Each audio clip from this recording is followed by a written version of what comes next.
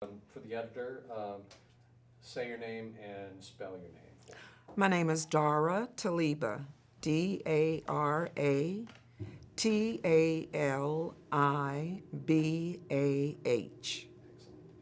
And now if you just introduce yourself informally again, and if you want to, what you were describing before, say your, hi, my name is, but you may know me as. Okay.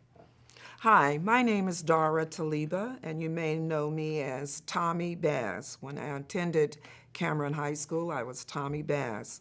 I still go by Tommy Bass with my friends, but when it's necessary for me to be Dara Taliba, I am.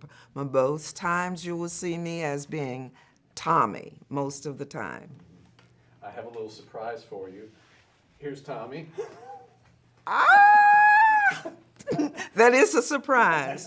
Where did you find this? In the yearbook? That's in the yearbook. Oh, okay. I don't even have one of those. You don't? No. Well, Ida keeps very close watch on hers, and she lends it to me from time to time. Well, I must remember to thank Ida for that. I'm sorry it's not very well mounted, but you can have that Well, after this. Well, thank you. I appreciate Yeah, that. sure. If you wouldn't mind, just hold it up right under your chin next to your face and just a little bit higher. And, yep, and look at the camera now. Yeah, let me just change my framing just for that. All right, and excellent. Thank you, and perfect. Okay. And I'll just set this aside. What a great smile. Thanks. Cheekbones too. Mhm. Appreciate it. I'm always a little worried someone's going to say, "Oh my gosh, don't use that picture." But I thought that's a wonderful picture. All right, so just to kind of begin at the beginning, what neighborhood did you live in? When I went to Cameron, I lived in Lewis Street, Hart Street, North Hill Street, everywhere. And then part of the time I lived out in Bordeaux. I didn't even live in the district. Well, whereabouts in Bordeaux? On Wendover Drive, right off of Clarksville Highway. Oh, okay. A little out past Kings Lane. Yes, yes, yes. Yeah, I've got in-laws that live out on Kings Lane. Mm-hmm. My wife has a house on. I can't remember now what it. Nope, doesn't matter. Okay, all right. I was just trying to get my bearings. So those streets you mentioned, is that right? Because I know some of the students lived in Edge Hill and some of them lived right here around the school. The streets I mentioned were right around here. They're still right around here in this area. Great. And you're doing great, and I'm actually going to move something in the background that is bothering me. There's Okay. a chair that's in the wrong spot. All right. So I'm just going to go over and get that. Just because I'm a perfectionist, that should do it.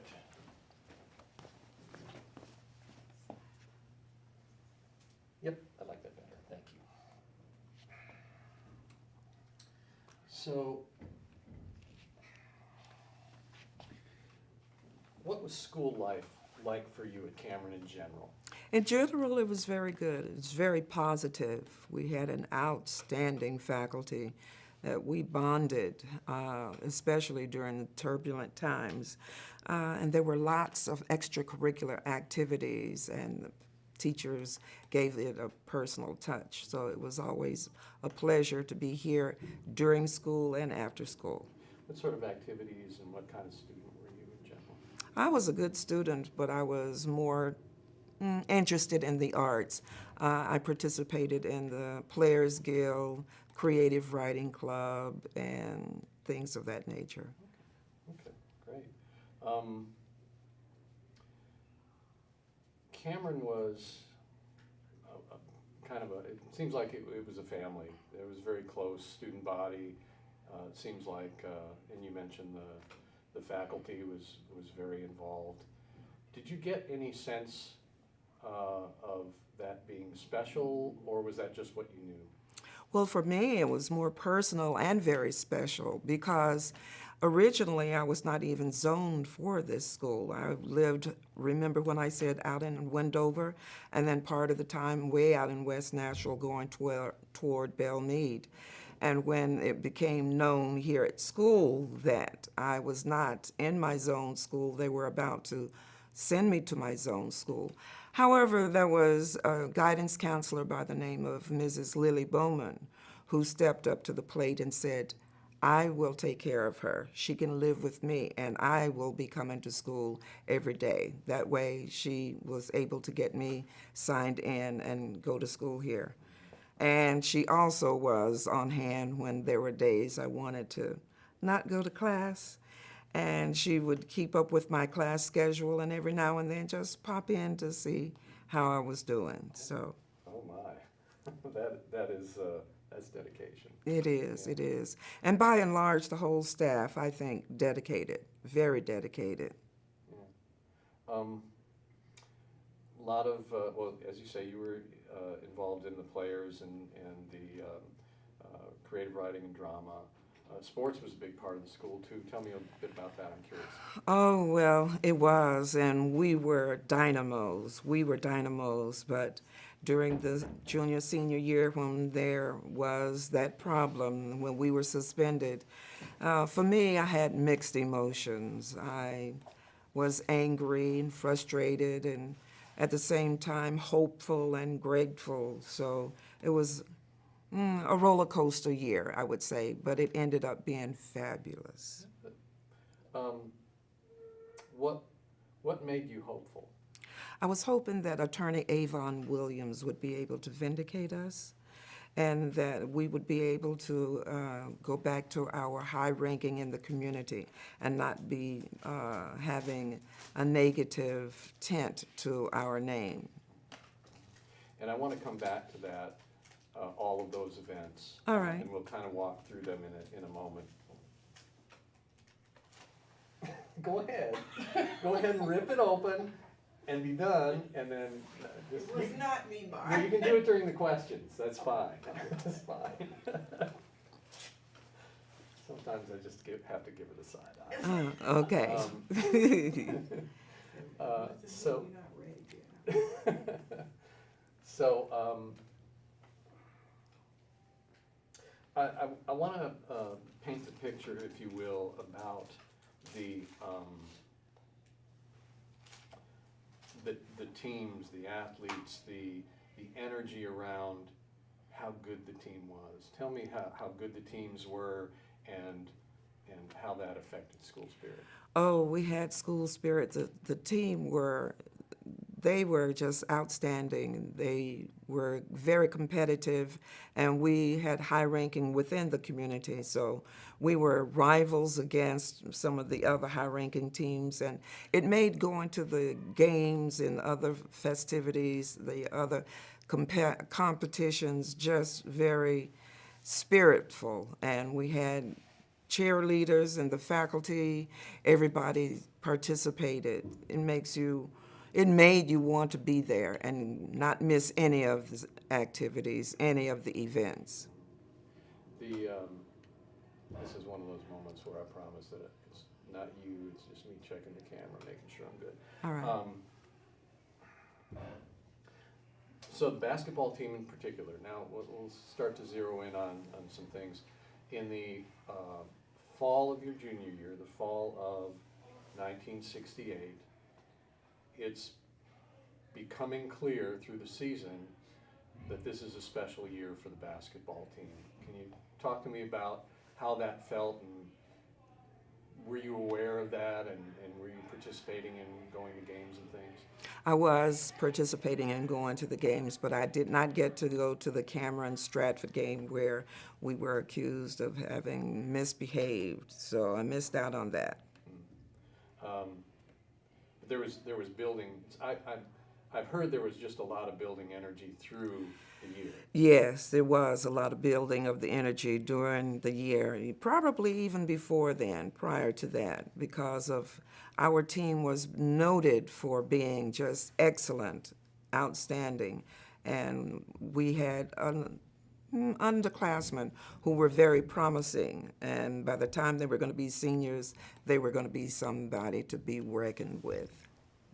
How did you find out about what happened at the game? I got a telephone call from some of my friends who did go, and they told me their version of what they saw, and I started getting this foreboding feeling that there were going to be some repercussions.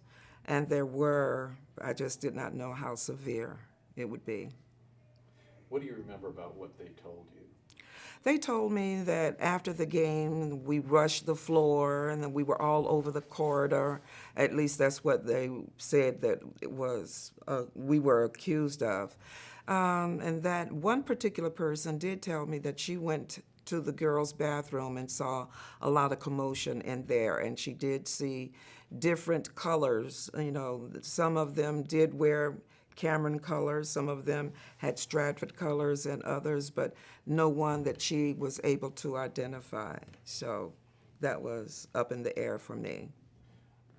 So what happened next as far as what you remember of the events of, especially in the first month, right after the event, it went to the school board, some students went up to testify. Do you have any recollection of that? I remember that they went to the school board, and I do remember that Avon Williams and Mr. Jackson were there too, and that it was still a no-go.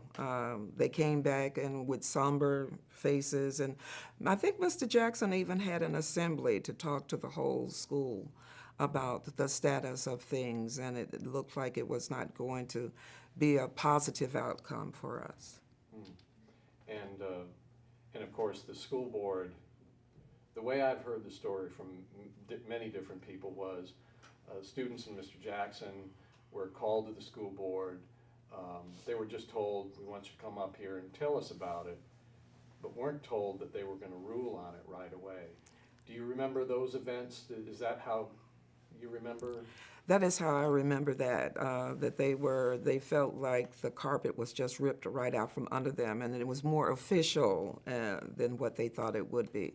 They thought that they were just going to be able to say what they saw and be done with that, as opposed to walking into a situation where it seemed as if their mind was already made up and that they were ready to rule then and there. And that was just made them crestfallen. Talk to me about how the school body, how the student body reacted, your friends and yourself, after that initial setback from the school board. It took our breath away. We were not expecting that, and it was a somber occasion, and some anger and lots of frustration, especially frustrated in such that we had the feeling that there was nothing we could do to affect change because their mind was made up. How did, especially in the beginning, how did the teachers and Mr. Jackson handle it? You mentioned the assembly. Do you remember anything else? I remember he got together with us and told us that, you know, no matter what was going to happen, that we would persevere, and for us to keep up our school spirit and represent Cameron, the mighty Cameron Panthers, the way we usually do, and that he would keep us informed. And Avon Williams was involved fairly early. Reverend Moon at C. Hubbard Church, Avon Williams, and Reverend Barnes from Edgehill Methodist. Were any of these men well known to the students before this happened? Did you know who Avon Williams was? Oh, yes, yes. Tell me about Avon Williams and what you knew. I knew that he was one of the forerunners of,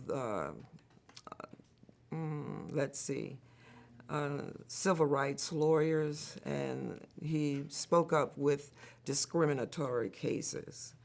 So we knew he was very prominent. Plus, I went to school with his son when I was in grade school. Okay, so you knew well, and I suppose that a lot of the students knew that if he was on board, that was a hopeful sign. Yes, yes. He was the panacea. He was at the apex of the triangle, an outstanding, very notable, successful attorney. So the school year, spring of '68 closes, and by that time, the school board had ruled and TSSAA had weighed in. What was your understanding of TSSAA's response that spring before the end of the school year? That they made their decision as well, and that it was not going to be reversed unless we were going to produce more evidence that we were not engaged as such. But we did not produce any more evidence, and they didn't overturn. And it was probably looked at that since the school board had already made a ruling that TSSAA would not reverse that. The summer, was it easy to keep up with any of the things that were going on? As a high school student on your summer break, were you aware of anything going on over the summer as far as any organizing? No, I wasn't really active. Remember, Martin Luther King had been assassinated, and there were a lot of demonstrations going on, and my mother kept a tight rein on me during that time, so I wasn't able to go to any of the demonstrations. It's just that when we would focus on coming back to school our senior year without having sports, talking about more than just somber, it was very disappointing to look forward to come to the school year and not have sports to look forward to without being able to showcase our talent here. And I want to back up because you did mention Dr. King's assassination. There was a very, that was a challenging bit of timing too. Do you remember that, do you remember that timing of the announcement of the suspension? Yes, it was around about April 4th, I think. And that was the same day that Martin Luther King was assassinated. I remember that very well. I had gone to a concert that night, and on the way back was going to Krispy Kreme to pick up donuts when the announcement came across the radio. And I was advised that maybe I should go home because it would probably be some demonstration or some kind of riot of that nature. And since I was already on a short leash, I needed to get back home. I have seen, I didn't live in Nashville at the time, but I have seen photos of the immediate aftermath of Dr. King's murder, and lines of National Guardsmen ringing around the Capitol. Do you remember seeing any of those kinds of scenes, and what do you remember as far as the police response, the National Guard response, and any unrest that happened here in Nashville over that summer? I only saw it on the news because I was not able to see it in person. And the impression that I got was this is very negative. Some of the demonstrators were rough-handled, and it even seemed as if the National Guard was ready to step up, and that was just intimidating to me. You know, it seems to me that the city's attitude and their overreaction to anticipated unrest over Dr. King's murder was kind of a parallel to their overreaction to what happened at the tournament game. Obviously, Dr. King's murder, in the overall scheme of things, much larger, more tragic, more a greater injustice, but yet stemming from the same mindset from the powers that be. Did you feel that, or did you have conversation or know of any people making that mental connection? Yes, Talk to me yes. about that. Oh, well, I did have friends who did witness that, and they did say that there is some parallelism between the overreaction and the anticipation of the National Guard and the police, and even some of the members of the community just seeming to be waiting with bated breath for something to break out and happen when it was not of that ilk at all. What was the message, if any, that you think they were trying to send to the black community? That they dare us to step out and do anything negative, anything to give them reason to be reactionary. Okay. So the summer goes by, it's turbulent nationally, it's turbulent here in Nashville. In addition to Dr. King's assassination, Bobby Kennedy is assassinated, the 1968 Democratic Convention, with the riots that accompanied that and all the anti-war protests. All that sets the stage for high school students coming back for their senior year at Cameron. Do you have any feelings of dread or anticipation that you remember? Can you talk to me about how you were, in August going up to the first week in September, what you were thinking?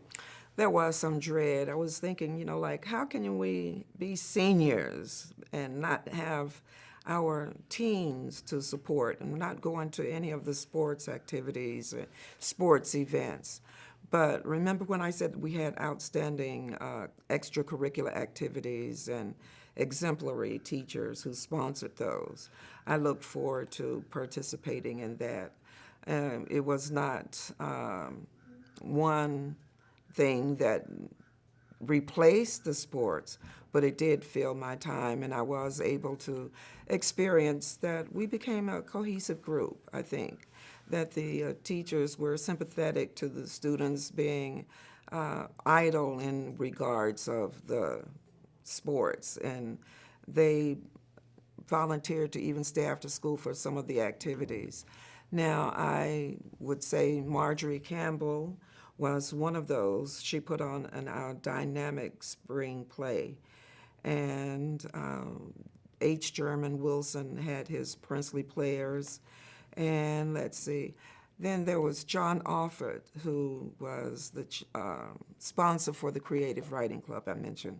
So I was very active in those. So it wasn't really a passive year, it was active, but sports was really absent and noticeable. I know they did put forth an intramural program, and as the fall school year started, the intramural football team was practicing, and there was a tragic incident. I don't remember that. Ivan Avery, young man, was practicing and took a hard hit and died within a couple of days. And that was just a day or two before school started. On top of that, so for those who were aware, I'm told that was, even more impactful. Yeah, I And, suppose so. The first week of school, there were a lot of protests. Yes. Meetings. Were you able to participate in those? What do you remember? No, I remember telling Lily Bowman, the guidance counselor with whom I lived, well, you don't have to drop me off in front of the school today. I'm going to go down to C. Hubbard. We're going to meet down there and start demonstrating. She said, C. Hubbard, you're going to C. Hubbard? Yes, I'm going to go down there and demonstrate with everybody else. Come on. She said, well, you better see yourself in that classroom. So I couldn't go. Remember the short leash I mentioned? I could not go to the demonstrations, but my friends would go and would come back and would fill me in on what I've missed, and I was able to live vicariously through them. That's important. I mean, it's important to stay connected in the ways that you're able to what's going on, and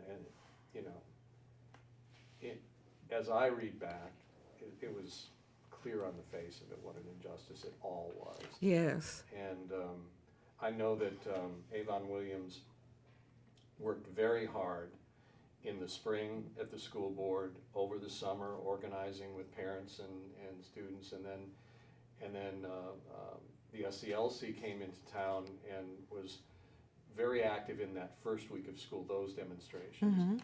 At which point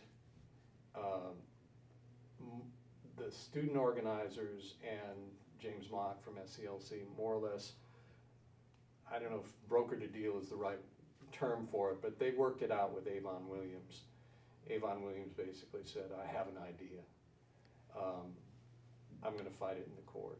Do you remember hearing about that, and what did you hear, and how did you feel?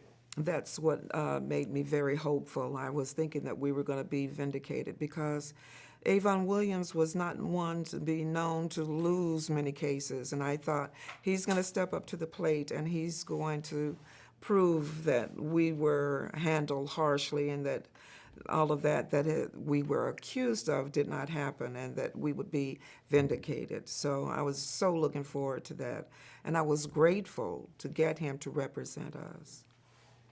He did fight very hard. And He did.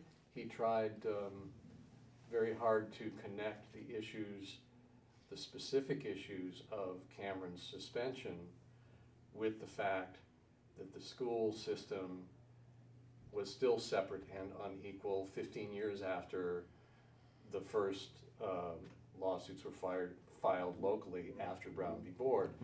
A whole generation of kids had gone to segregated schools. His sort of point in court was, you wouldn't have this kind of fighting, in addition to the fact that there was unequal treatment and unequal punishment, you wouldn't have this in the first place if black kids and white kids had gotten to know each other. Absolutely. Did you agree with that? And did you think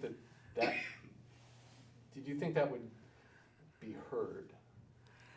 I was hoping that it would be heard, but it was evident that it was falling on deaf ears at the time, and that there would probably be some movement, but not at the pace that it should.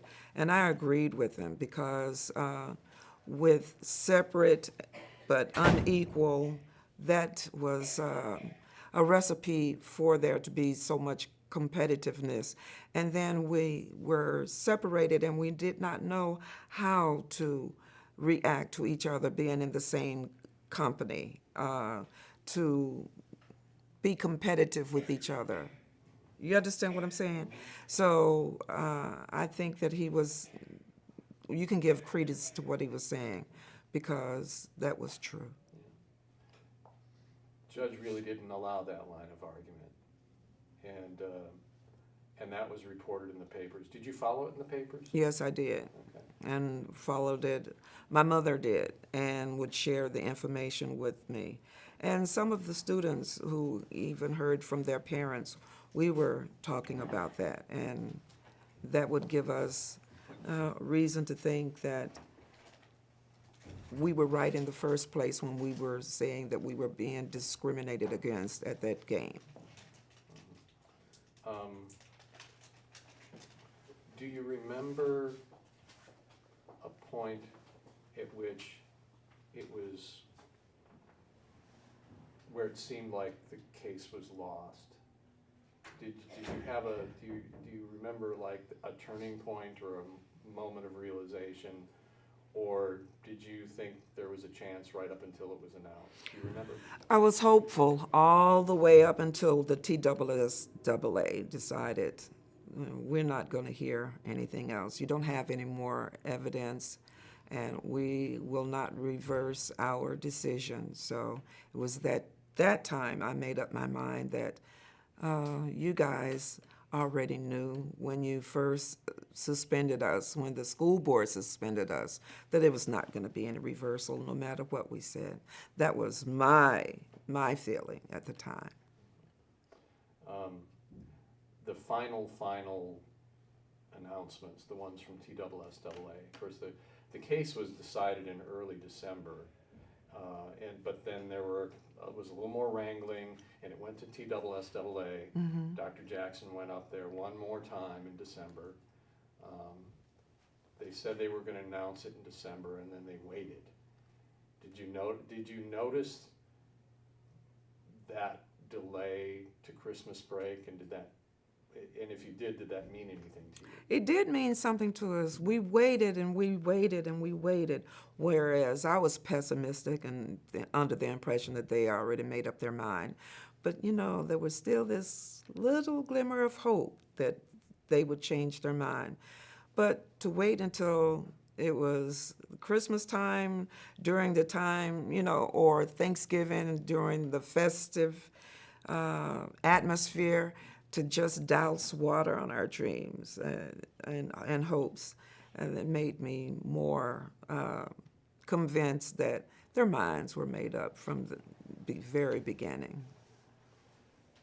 Did going through this experience change your trajectory in a long-term way?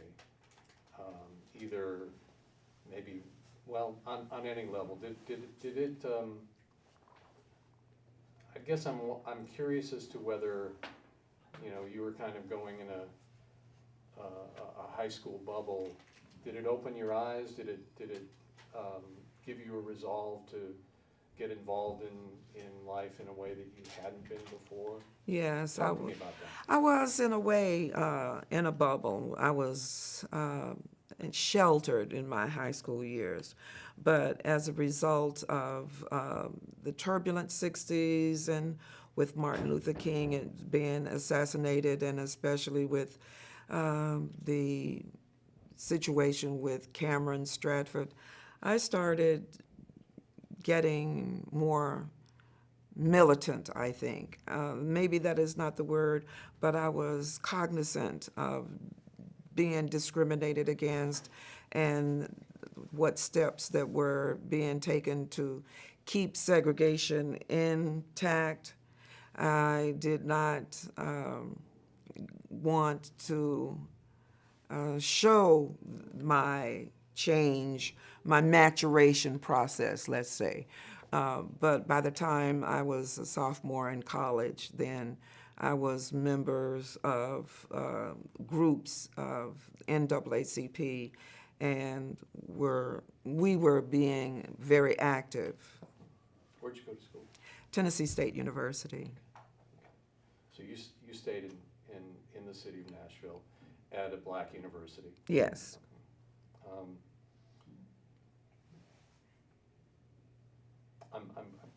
I've asked most of the questions that I can think of, but I am curious. Let me just kind of turn the corner and come back to school life in general and that senior year, even after the disappointment, and you were going into the spring and headed toward graduation. What are some of your, one or two, if you can think of any, of your happiest or most, or funniest or most memorable moments of that year? Some of the happiest was, let's see, we put on a spring play, Bye Bye Birdie, and I was able to participate in that. I played Gloria Rasputin. And another happy occasion was when we had a senior class trip and went to Washington, D.C.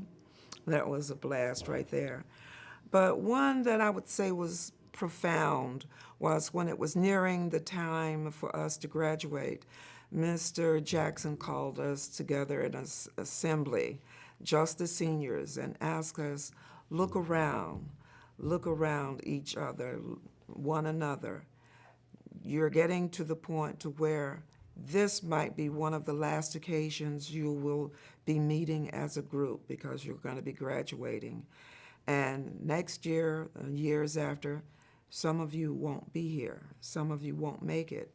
Some of you will thrive and be successful. Hold on to your tender years and excel. Always persevere.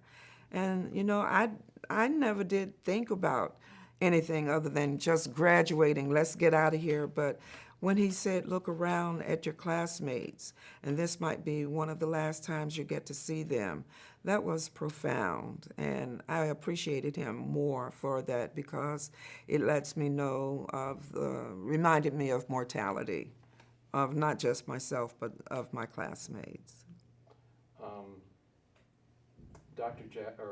Mr. Jackson, from everyone I've talked to, put on a very strong front on behalf of his student body, on behalf of being a role model. Did you ever, at that time, see or have any sense of the toll it took on him? No, I didn't see a toll that took on him. He did have this persona that being very strict and commanded respect. And some of us were closer to him than others. Sometimes we would see that he seemed to be in deep thought, and he was careful with his words when he talked to us in the assemblies.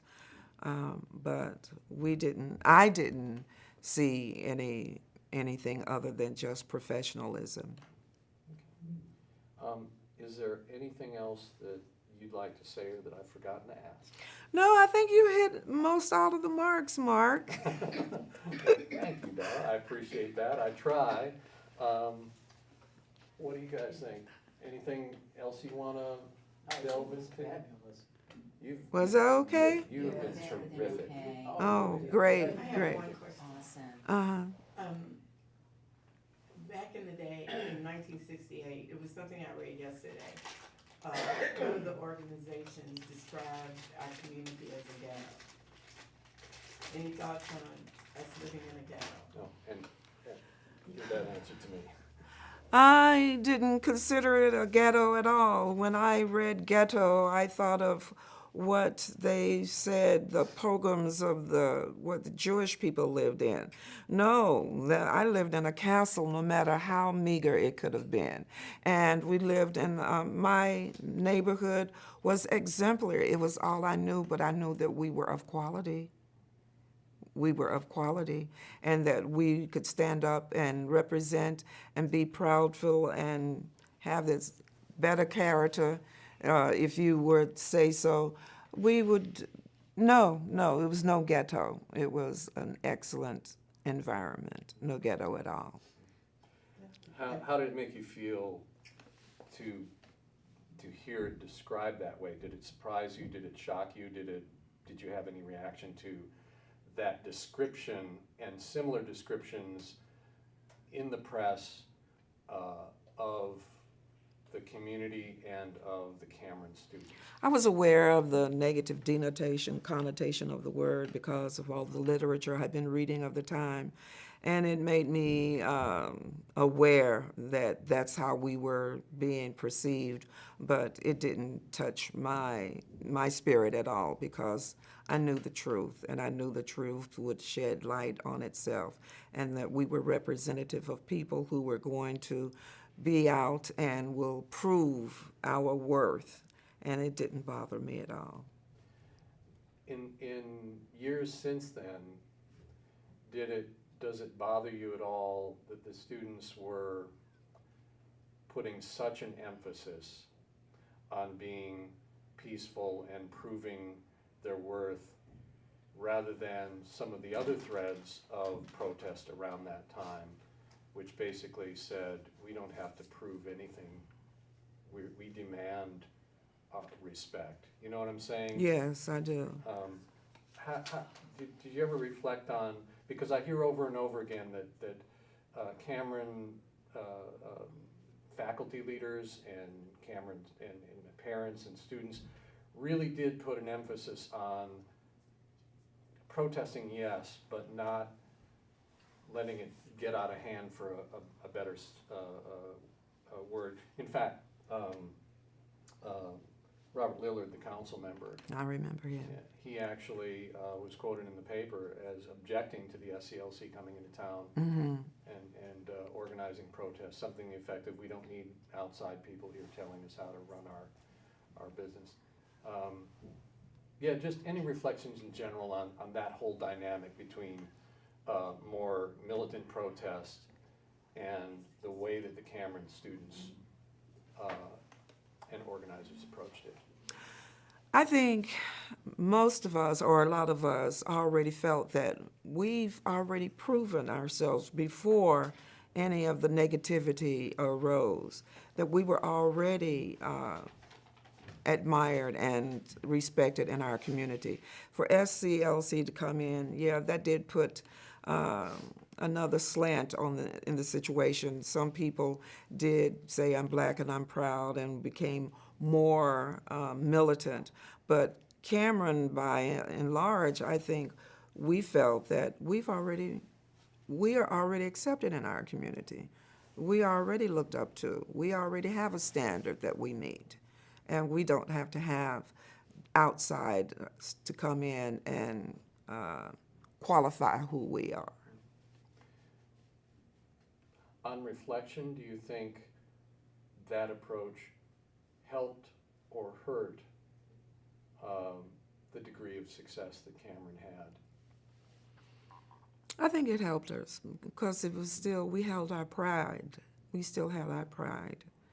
And we, let's see, demonstrated in a different way about who and what we were.